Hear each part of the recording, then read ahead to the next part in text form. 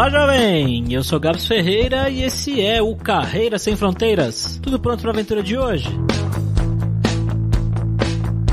E hoje a gente vai trocar uma ideia com o Pedro, um cara que mora em Paris e nunca foi nas catacumbas. Isso deixou o Fabrício um pouco triste. O Pedro tem uma história um pouco diferente da maioria das pessoas que a gente conversa por aqui, porque ele acabou indo pra Europa e começou a trabalhar lá em Paris depois de várias aventuras que ele passou e ele vai contar já pra você. E ele nunca trabalhou no Brasil. Então a gente vai conversar hoje com um brasileiro que tem uma experiência 100% europeia de trabalho. Bora lá então ver o que o Pedro tem de legal pra contar pra gente.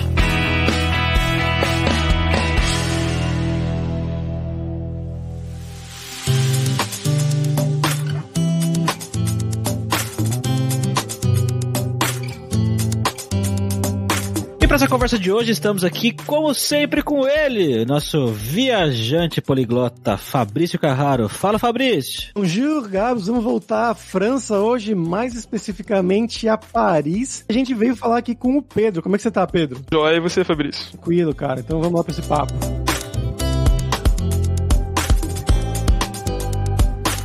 Bom, galera, como sempre, só o nosso jabazinho inicial aqui, que o podcast Carreira Sem Fronteiras é oferecido pela Alura Língua, cursos online de idiomas, que eu, Fabrício Carraro, ajudei a desenvolver com métodos que eu utilizei e utilizo para aprender idiomas como francês, italiano, russo, polonês, grego, alemão e assim por diante. E lembre-se que o ouvinte do Carreira Sem Fronteiras tem 10% de desconto em todos os planos, para você estudar todos os níveis de inglês e espanhol com a gente pelo mesmo valor. Então vai lá em aluralingua.com.br/promoção/carreira e começa a estudar com a gente hoje mesmo.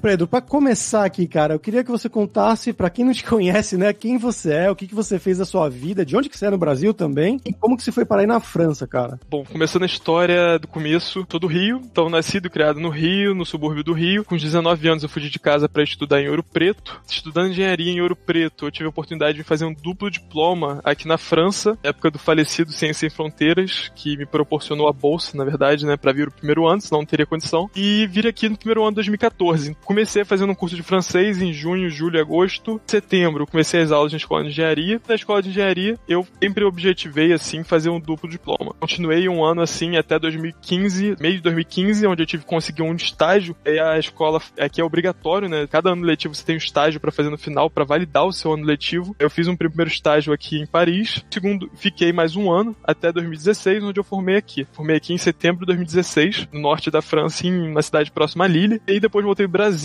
fiquei em Ouro Preto mais um ano pra formar no Brasil também. Voltei pra cá em 2018. Acabei faculdade em fevereiro de 2018. Não queria muito voltar pra cá por contas pessoais e tal. Queria morar em BH, achava que ia ser melhor. Mas acabei arrumando uma namorada que queria muito voltar pra cá. Eu acabei seguindo ela e aqui estamos. Desde 12 de março de 2018, eu trabalho como gerente de projetos numa empresa de tecnologia. Um belo nome aí que o Gabs gostou muito, que chama Diabolocom, aqui em Paris. E a gente vem aí seguindo, fazendo um bom trabalho e ganhando os 3 pontos, né? Você falou que todo mundo acha estranho o nome da empresa, tem algum significado? O significado é que é um coquetel, é uma empresa que trabalha com TI e telecom também, né, telecomunicações. A maior da França se chama Orange, é a maior empresa de telecomunicações da França. O presidente da empresa tinha 25, 26 anos na época que ele fundou, e aí ele tava num bar, queria o nome da empresa, e tinha um drink Orange pra ele, era um suco, ele pegou um drink que chamava Diabolocom. Ele realmente não pensou muito, eu acho, no nome, as pessoas lembram porque é estranho, e a logo é até legal, a imagem de marca, o mascote, eu acho que é bem feito, mas o nome que é meio assim. Você falou que, bom, você já foi fazer o Ciências Sem Fronteiras, né? Então você já conhecia a França e essa região aí quando você foi se mudar pra trabalhar realmente, né? Mas voltando lá nesse começo, quando você foi fazer o diploma, o Ciências Sem Fronteiras, como foi essa chegada sua, essa primeira chegada? Sem falar francês, eu imagino que você falou que você foi fazer aulas, né? Como é que foi isso? Eu sou uma pessoa completamente apaixonada pela experiência do novo. Acho fantástico. Você tem sempre uma sensação que é única pra cada vez que você tá experimentando algo novo. E essa chegada eu consigo lembrar do cheiro dos lugares onde eu morava, consigo lembrar da sensação que eu sentia ao olhar pela janela. Acho fantástico, assim. Eu acho que parto do princípio que todo mundo deveria morar pelo menos um ano no exterior durante a carreira profissional. E realmente, além de estudar, realmente morar trabalhando. E a adaptação, sempre gostei muito, assim. Eu nunca fui muito fechado. Cada um vive de um jeito, mas a minha vivência foi boa desde o começo. Sabia muito pouco francês pra fazer curso, então não sabia nada a ponto da moça da recepção do meu prédio. Eu pedi pra eu chamar alguém que falasse francês porque ela não conseguia me entender. E aí, com o tempo, eu fui falando com o pessoal, sempre sendo bem aberto aberto, assim. Acho que a intenção é você arrumar um amigo e ficar muito amigo desse cara, um nativo. Que aí você começa a conversar com ele e a coisa flui. Você vai melhorando principalmente a oralidade, assim, a comunicação oral e se enturmando mais, assim, o próprio ambiente. Eu acho que se sentindo mais em casa. E a grande vantagem do Ciência e Fronteiras da época também é que tinha muito brasileiro vindo junto, né? Então a gente não ficava tão isolado. É curioso que você falou isso, é uma coisa bem verdade que já me ajudou em muitos casos. O último que eu me lembro, assim, foi o polonês. A minha namorada atual é polonesa, mas antes dela até, eu fiz uma amiga online, só amiga mesmo, assim, conversando, batendo papo, que tava aprendendo português. A gente trocava ideia sempre e eu sempre digo, meu polonês é o que é hoje por causa dessa menina. Porque a gente sempre batia papo, era gente boa, batia papo todo dia um pouquinho ali, mesmo, às vezes mandava uma mensagem de áudio, aí ajudou muito. No seu caso foi melhor ainda, que era pessoalmente, né, já estando no país. Exatamente, cara. Eu acho que aí todo mundo pensa, eu tenho que me enturmar, tenho que fazer amigos. Às vezes é só uma pessoa, duas pessoas que tem mais abertura, que adora estrangeiro. O Brasil tem uma ótima reputação, cultura, assim, no exterior, todo mundo gosta, todo mundo que já visitou o Brasil gosta e tudo mais. E aí quando você fala que é brasileiro, a pessoa gera curiosidade. Você fazer um amigo e ficar trocando ideia com um cara é top. E também tem aplicativo, né? Hoje em dia tem o Hello Talk, um bom aplicativo de justamente fazer isso. É lá mesmo que eu conheci essa menina. Hello Talk, esse eu não conheço, não. É tipo um Tinder pra idiomas. Eu falo português, tô aprendendo francês. Ele vai te dar um match com alguém que fala francês e tá estudando português, por exemplo. Pô, que legal, cara. Você já falou desse aplicativo aqui, Fabrício? Eu não lembro. Acho que eu falei num episódio da entrevista comigo, talvez. É o Hello Talk e o Tandem, que são os mais famosinhos, assim.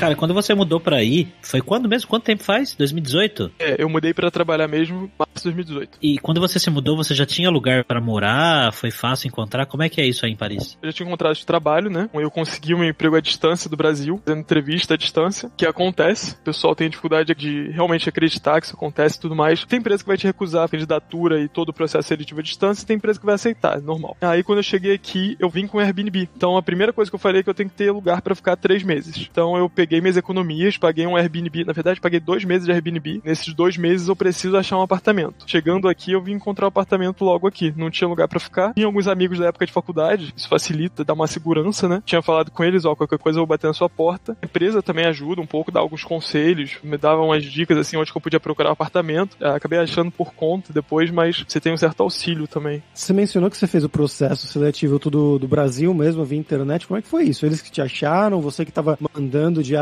E como é que foi esse processo de entrevistas mesmo? Eu mandei diariamente, foi bem rápido, assim. O dia que eu comecei a candidatar foi dia 10 de janeiro. Até o dia que eu assinei o meu contrato de trabalho foi dia 26 de janeiro. Então foram 2 semanas. Eu passei umas 10, 15 entrevistas, assim, dando 3 pra minha empresa atual. E mandar currículo pelo LinkedIn. Fiquei só no LinkedIn, mandando candidatura pelo currículo e carta de motivação. E abordando algumas empresas que eu achava mais interessantes diretamente. Mesmo sem ter vaga, eu mandava currículo pra elas. O pessoal me ligava, chamava pra entrevista, marcava. E processo normal, assim, não tem muita diferença. Aí você passa as 3 etapas, sendo que faz tudo à distância. Curiosidade também que dos outros processos a galera pedia realmente pra no computador, ligar a câmera e tal. A empresa que eu trabalho, eles ligavam por WhatsApp. Apesar de eu estar pronto sempre pra isso, se eles quisessem ligar a câmera, eu fazia por WhatsApp mesmo e rolava. E a gente fazia só conversa pelo WhatsApp e me contrataram assim. Me sentiria invadido, né, de ter uma entrevista por WhatsApp. Por quê? Ah, não sei, o WhatsApp é muito pessoal, Gabs. Você adiciona o número da pessoa lá. Eu tô zoando. O cara vai te ligar e o Fabrício, nossa, estou invadido. Me sinto invadido. Porque, sabe, tenho aquele sentimento que uma chamada do meu telefone é algo que não deve acontecer. Alguém me liga, geralmente, sei lá, atrasou qual conta agora? Uma pesquisa de não sei o que, de qual empresa quer fazer uma pesquisa de satisfação. Sempre, por que estão me ligando no celular? Aí você fala, nossa. Faz sentido. Telefone hoje em dia, a gente acha meio estranho, né? Esses dias eu tava pensando até que antes a gente tinha dentro de casa um aparelho que tocava, você não sabia quem era e você tinha que atender porque poderia ser importante e você tinha que falar com a pessoa, né, Fabrício? Que horror. É exatamente isso, é exatamente isso que você tá falando. Realmente não é nada de útil, né? Antes disso, tocava na rua, alguém atendia e ainda ia te chamar em casa, né? Você ainda tinha que sair de casa pra responder no orelhão da rua porque alguém te ligou. Orelhão, faz quantos anos que eu não uso essa palavra? E foi isso em qual idioma? Foi em inglês ou foi em francês ou alguma outra coisa?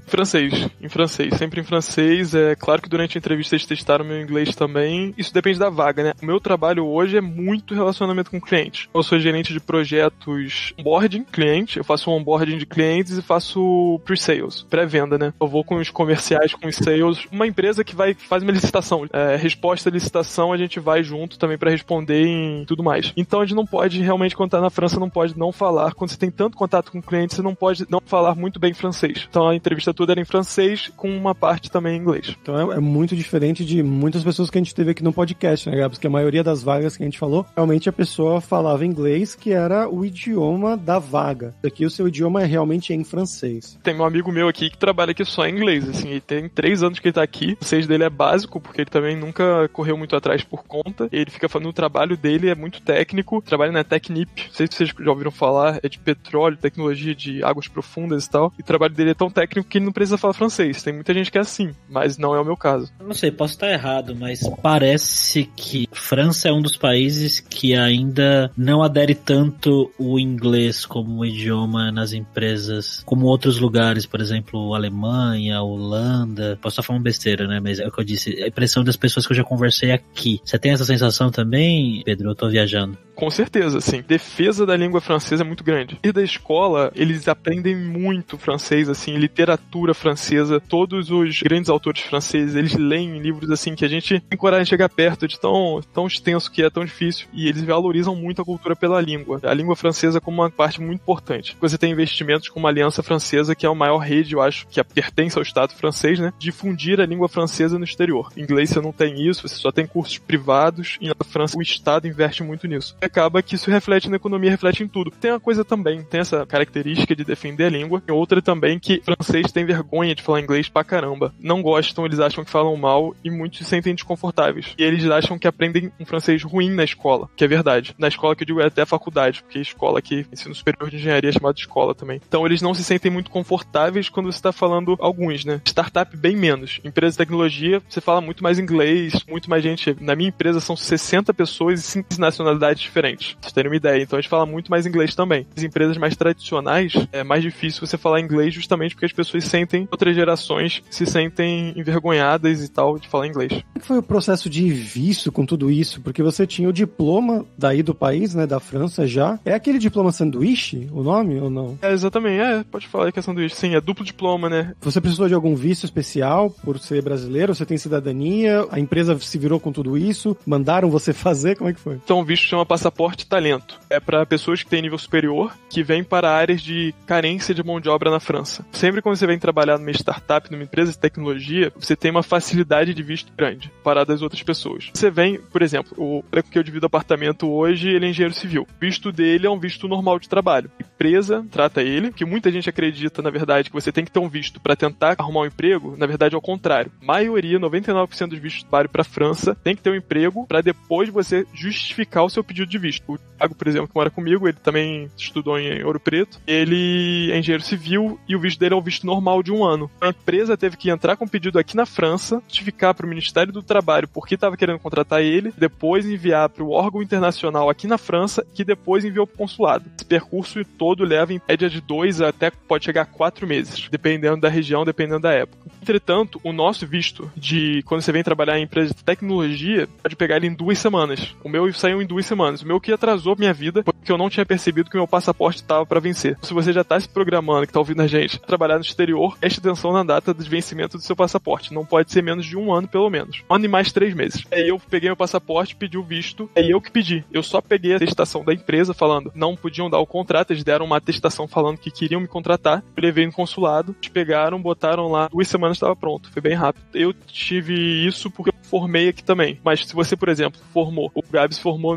no Brasil, desenvolvedor no Brasil e quer vir trabalhar aqui, todo desenvolvedor, eu não vou falar todo porque é muito pretencioso falar todo, né, porque eu não sei de todo. Assim, o normal é que se você vem trabalhar como dev, com qualquer área técnica, assim, pra empresa de tecnologia, você tem direito a esse passaporte talento ou um visto que chama French Tech, justamente para trazer talentos para trabalharem com tecnologia na França. Американская фирма Transceptor Technology приступила к производству компьютеров персонального E vamos agora para o nosso momento viajante poliglota com Fabrício Carraro, que conhece Paris, né, Fabrício? Conheço, adoro, quero voltar assim que possível. Inclusive foi um dos lugares que abriu pro mundo, assim, de quando eu comecei a viajar sozinho, realmente. Que foi uma viagem mais longa que eu fiz. Eu fui, a princípio, pra Rússia, que eu fiquei com a família da minha ex lá, e depois a gente foi pra Holanda, e elas voltaram pro Brasil, e eu fiquei mais 2 semanas passeando, uma semana na França, em Paris, mais uma semana na Bélgica. Nessa semana em Paris deu pra conhecer muitas coisas que eu gostei. O destaque aqui que eu vou dar hoje é das catacumbas de Paris, que eu imagino que o Pedro conheça muito bem, fazer piquenique lá nas catacumbas. Foi uma situação meio bizarra, porque eles falam que, eu tinha ouvido sempre, né, que as catacumbas são muito quentes, muito cheias de gente, e eu tava lá, era janeiro, acho que era a primeira semana de janeiro, foi inclusive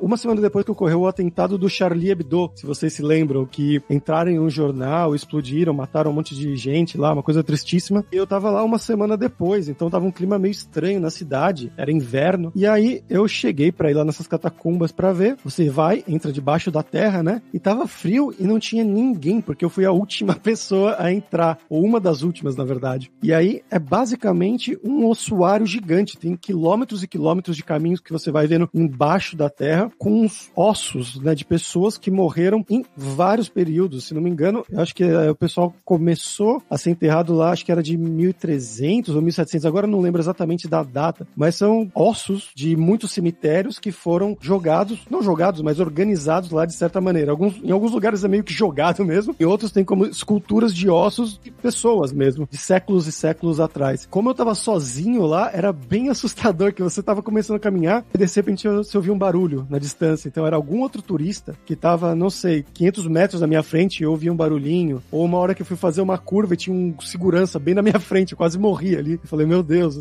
foi um filme de terror, basicamente. Mas se você vai com mais gente, você não vai ter medo. É diferente, mas foi um lugar bem interessante que eu destaco aqui. E da parte cultural, hoje eu vou destacar o filme O Escafandro e a Borboleta. Você já assistiu, Gabs? Não, esse eu não assisti não, cara. Filme francês, que é uma história real, na verdade, de um jornalista, que ele era redator-chefe de uma revista da Elle, e ele teve um acidente de carro, e ele teve um derrame cerebral, e quando ele acordou, ele percebeu que ele não conseguia mexer nada do corpo dele, os braços, as pernas, a cabeça, ele só conseguia mexer um dos olhos, o olho esquerdo. Então, ele tentava falar, na cabeça dele era como se ele estivesse falando, mas ele estava sofrendo daquela doença que é a síndrome do encarceramento, que é quando você tá meio que preso no seu próprio corpo, então você não tem praticamente nada, você não consegue mexer nada. No caso dele, ele mexia só o olho. Depois de algum tempo treinando isso com uma fonoaudióloga dele, ele escreveu um livro só piscando o olho, e a fonoaudióloga anotava qual é aquela letra. Então ele piscava, sei lá, uma vez, era a letra A. Se não me engano, tinha uma tabela de 2 colunas para escrever mais rápido, mas assim, ele escreveu um livro sobre a vida dele e sobre como era passar por isso. E fizeram um filme sobre isso, que se chama O Escafandro e a Borboleta, que ganhou vários prêmios, filme lá de 2008, então eu recomendo bastante aí. Isso eu não sabia, eu tive que aprender. Escafandro é aquela roupa que os mergulhadores usam, aquela roupa de ferro, de metal. Ele se sentia como se eles estivessem em um escafandro, porque ele não conseguia se mexer, porque essas roupas eram muito pesadas e tudo mais. Parece ser muito bom mesmo. Você falou de não mexer e filme francês, eu lembrei daquele Os Intocáveis. Filmaço, aço também, sim. Esse é sensacional, né? Esse, olha, quem não viu, veja aí nessa quarentena, que esse filme é só good vibes. Outro filme muito bacana que eu gosto muito, que é muito ligado à cultura francesa também, que é Victor Hugo, Os Miseráveis.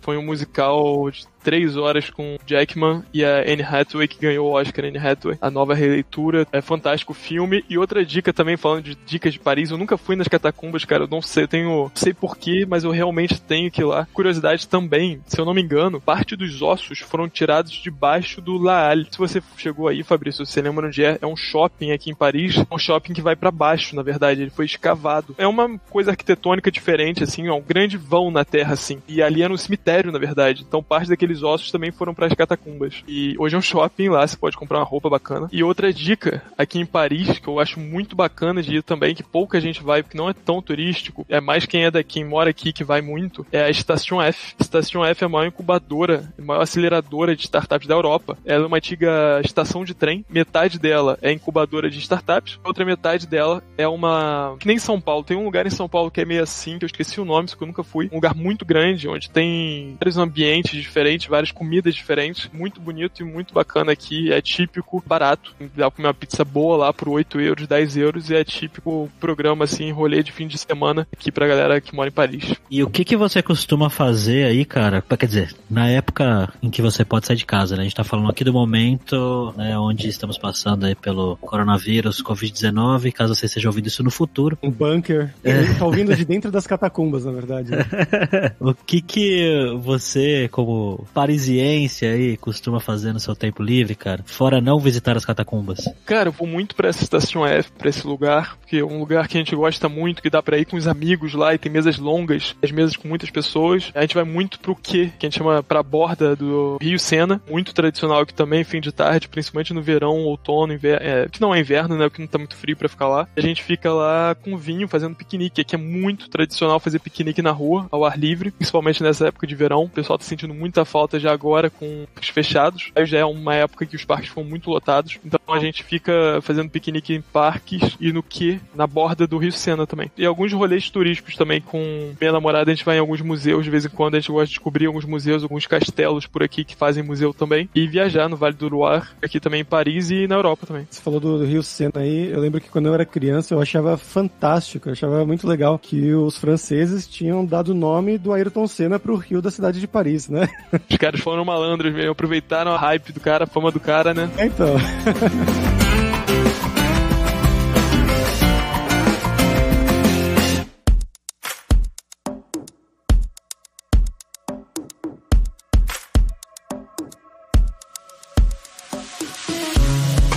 Falar um pouquinho mais do seu trabalho, né, da dinâmica do trabalho. Você acha muito diferente da dinâmica de uma empresa no Brasil, por exemplo, ou não muito? Cara, Fabrício, essa resposta não sei te responder, cara, porque eu não trabalhei no Brasil. Então é uma pergunta que muita gente me faz, entendeu? E eu não me sinto tão credível, assim, de falar o quanto é diferente, quanto não é. Por exemplo, eu tava conversando hoje com a menina que trabalha comigo, que ela trabalhou 3 anos no 99, Brasil, e ela tava me contando um pouco da cultura de lá e da própria empresa e tudo mais. E a gente tava falando justamente disso, das diferenças entre aqui e o Brasil. As diferenças que eu sei que existem, que eu não cheguei a viver, assim, mas que eu sei que existem. É uma questão de muito mais respeito da carga horária de trabalho. O Brasil tem muita cultura de vambora, vamos fazer, tem que vestir a camisa e tem que ficar de 8 da manhã às 8 da noite, 10 da noite, 11 da noite. Você pode até fazer hora extra, obviamente vai acontecer de você ficar até 8, 9 da noite um dia ou outro, mas isso não pode ser a regra de maneira nenhuma. Você tem que ficar de 9 da manhã até as 7, a maioria, o povo francês fica de 9 da manhã até as 6 e poucas, 7 da noite. França, Alemanha, Inglaterra, a maioria dos países são assim. Essa eu acho que é uma grande diferença. E relações de trabalho também, mais distância entre as pessoas. Apesar de diminuindo, né, como você vai passando. Eu já trabalhei numa empresa aqui, numa grande multinacional francesa de energia, que era uma empresa muito tradicional, e agora eu trabalho numa startup. Então já tem muita diferença entre as duas, apesar das duas serem francesas. Hoje eu tenho muito mais contato, hoje meus colegas de trabalho vêm aqui em casa, a gente toma cerveja, a gente sai junto. Mesmo assim, ainda é mais dividido, você tem muito mais a sua vida pessoal separada da sua vida profissional. Eu acho que no Brasil é mais misturado, assim, você vira muito mais amigo da galera, do trabalho, e se aproxima mais. O que traz vantagens e desvantagens, assim, né?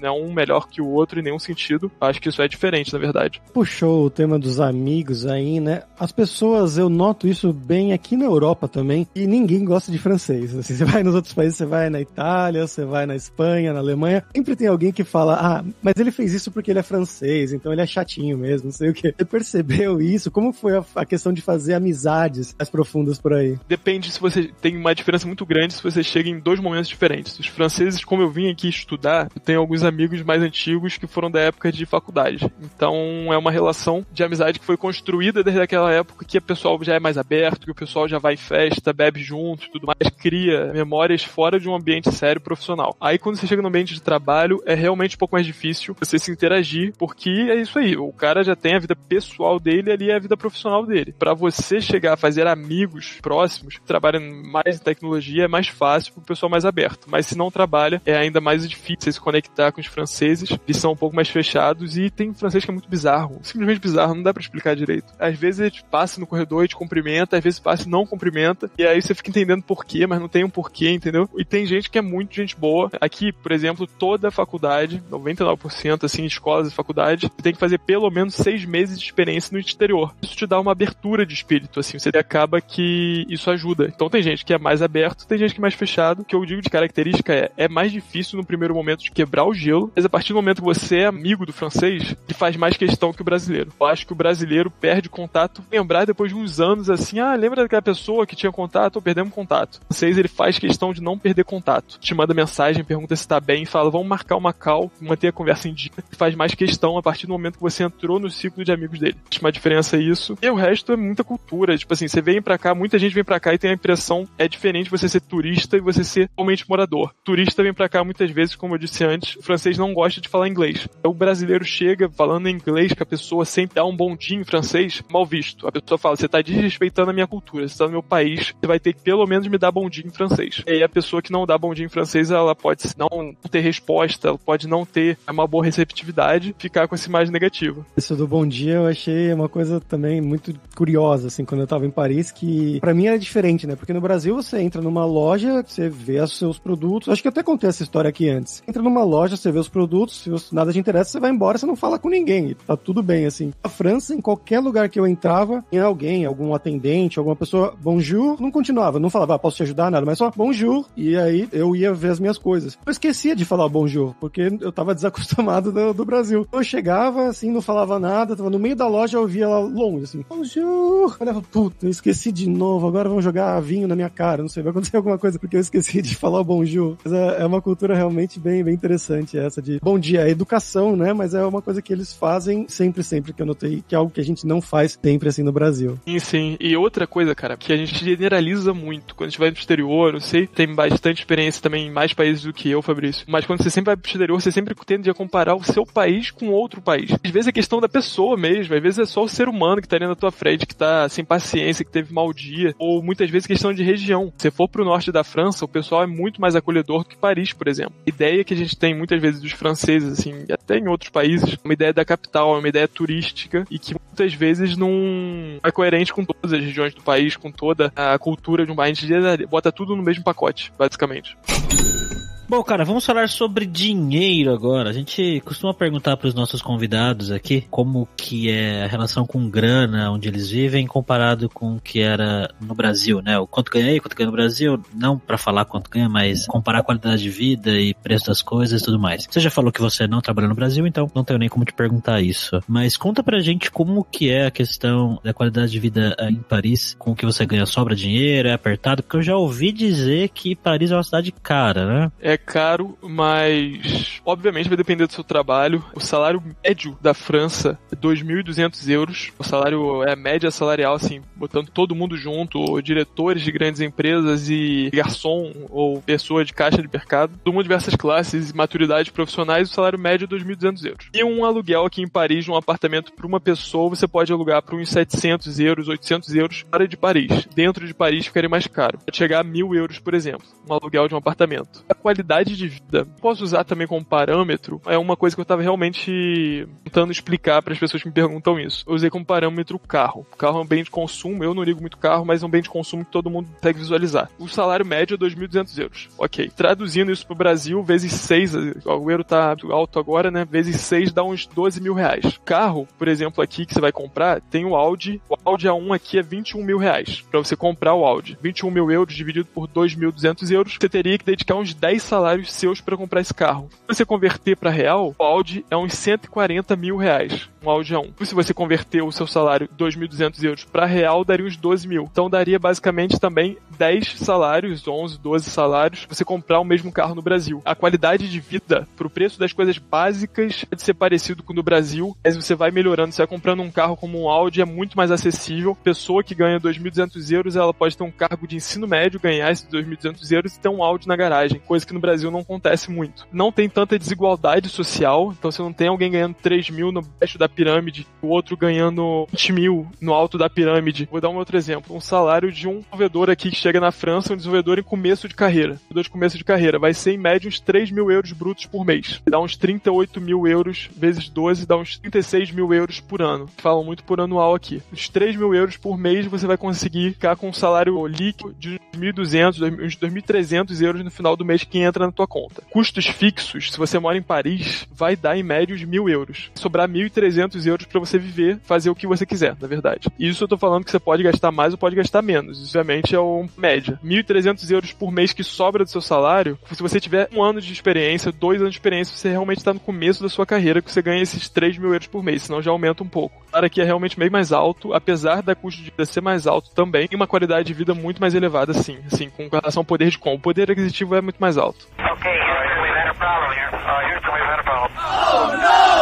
Pedro, e agora é a hora do perrengue, que é a hora que a gente pede para os nossos convidados contarem histórias engraçadas, gafes, micos, coisas bizarras que tenham acontecido do seu tempo aí fora do país. Você lembra de alguma? Nossa, tem uma boa demais. Uma rápido foi que eu e o Thiago, o cara que mora comigo, a gente se conhece desde 2014, da época que a gente estudava. Uma vez a gente foi viajar, estávamos atrasados pra tudo, a gente saiu correndo, pegando voo, pegando avião, pegando ônibus, a chegar até Milão, e chegando em Milão a gente simplesmente esqueceu qual hostel a gente tinha reservado. Então a gente teve que procurar um novo hostel, porque a gente tinha esquecido a reservação que a gente tinha feito, não tava em e-mail, não tava em lugar nenhum. Isso foi um mini perrengue. Vi um perrengue bem maior, que eu fui roubado em Atenas, e aí em Atenas o metrô lotado e tal, o pessoal pegou a carteira do meu bolso, eu não percebi, eu percebi tava sem carteira. Aí quando eu fui ver, meu passaporte estava dentro da carteira. Meu passaporte não, meu visto 6. E o meu objetivo era de fazer Grécia e depois pegar um avião pra Turquia. E a Turquia não é o melhor lugar de você entrar, de você sair da Turquia depois pra voltar pra Europa, né? Eu ia fazer Grécia, Turquia e França depois de novo. Não é o melhor lugar pra você voltar sem um visto. Perdi o visto, tava sem visto. Liguei pro consulado da França, falei, pô, se a gente tem como mandar uma atestação, alguma coisa, eu moro aí, tenho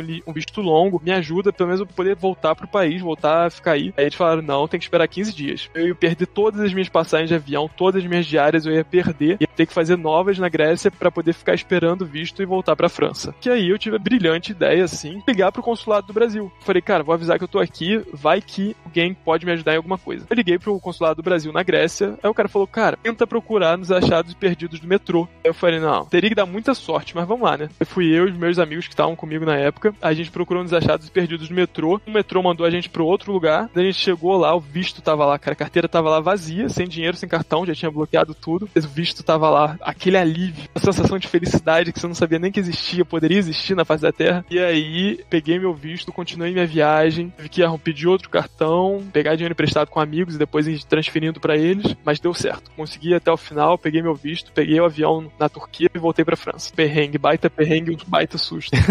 Mas teve um final feliz, vai. Sim. Mas eu destaco o fato de um carioca ser roubado em Atenas. Nossa, eu só fui roubado fora do Rio, cara. Não, mentira, eu fui roubado uma vez no Rio quando eu era mais novo. Eu já fui roubado no norte da França, meu cordão de ouro. Eu fui roubado em Atenas. Atenas tem muito pickpocket. Atenas é muito perigoso. Barcelona também, né, Fabrício? Caramba, nossa, tem muito aqui. Nunca aconteceu nada comigo, nem com a minha namorada, mas a gente ouviu falar. Paris também. Toda cidade capital, assim, tem muito pickpocket, mas são algumas linhas específicas do metrô. Não é tanto quanto eu senti em Atenas, na verdade.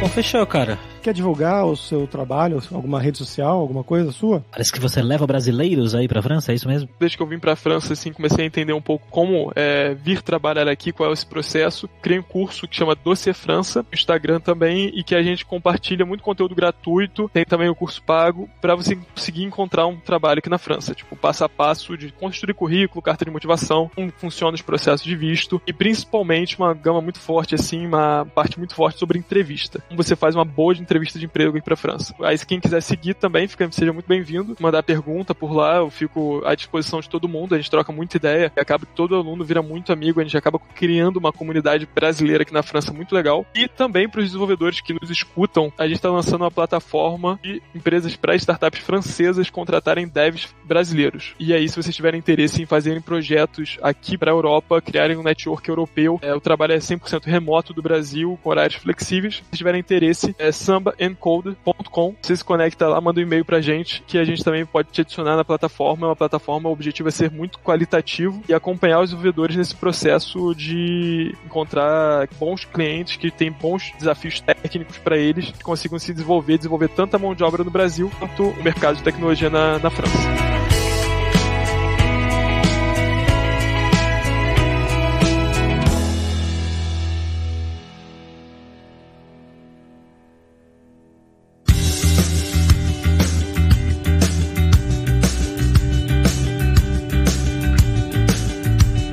pessoal, por hoje é isso. Merci beaucoup pela sua audiência. E se você gosta do Carreira Sem Fronteiras, recomende para 5 amigos, para nossa comunidade crescer sempre cada vez mais. E entre no nosso grupo do Facebook, o Carreira Sem Fronteiras, para você ter mais dicas sobre empregos, mercado de trabalho no exterior, tecnologia e também sobre a língua inglesa ou francês, quem sabe. E não deixe de conhecer a Alura Língua para você reforçar o seu inglês e o seu espanhol e dar aquela força, tanto no seu currículo quanto na sua vida profissional. Algo que o Pedro destacou que pode ser muito importante quando você quiser arrumar um emprego lá, que ele fez uma entrevista tanto em francês, mas em inglês também, que tem vários amigos que trabalham lá só em inglês. E só lembrando que o ouvinte do Carreira Sem Fronteiras tem 10% de desconto em todos os planos. Então vai lá em aluralingua.com.br/promoção/carreira e comece a estudar com a gente hoje mesmo. Além também, é claro, da alura.com.br, que tem mais de 1000 cursos de tecnologia na área de programação, marketing, design, business, soft skills, cursos de como você criar o seu currículo em inglês ou em espanhol para mandar pro exterior. Então com certeza vai ter o curso para você. Então pessoal, até a próxima quarta-feira com uma nova aventura em um novo país. Tchau, tchau.